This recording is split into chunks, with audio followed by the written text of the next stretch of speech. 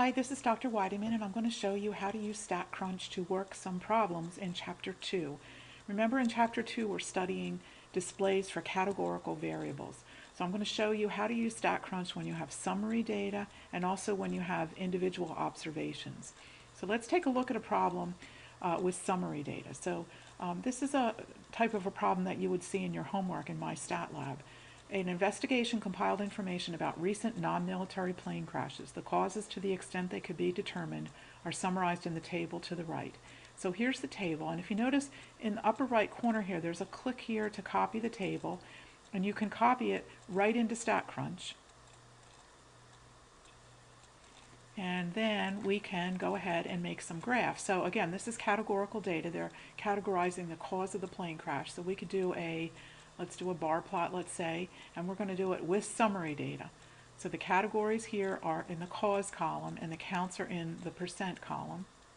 Okay, that's what we had there, and then we can just go compute. And so here's our bar graph. We can make it larger if we want. There's some options here on different ways that you can have the order by the order in the worksheet. That would change the order of the way the items are presented here.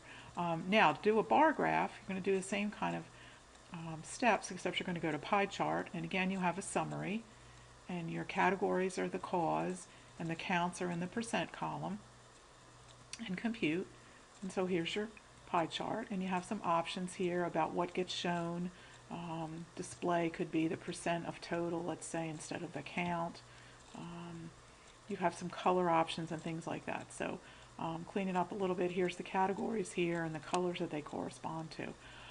Okay, now I'm going to show you a StatCrunch problem. So let's go in here to the StatCrunch data sets for Chapter 2, and I'm going to look at this blood pressure data set.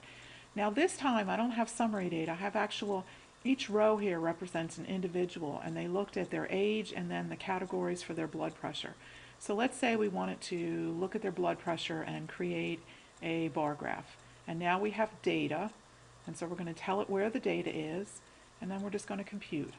And so there's a bar graph for the frequencies of blood pressure.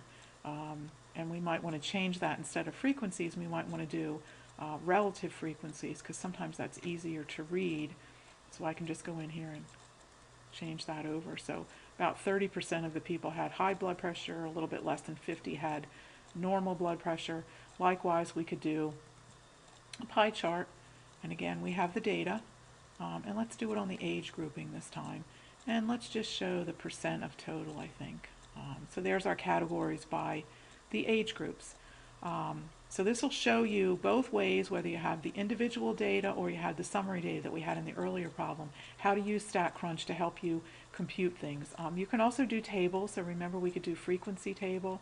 So we could do a frequency table, say, on blood pressure, compute, and so now you've got a table that shows you the frequencies and the relative frequencies for the blood pressure categories. So there's a lot of useful tools built right into StatCrunch.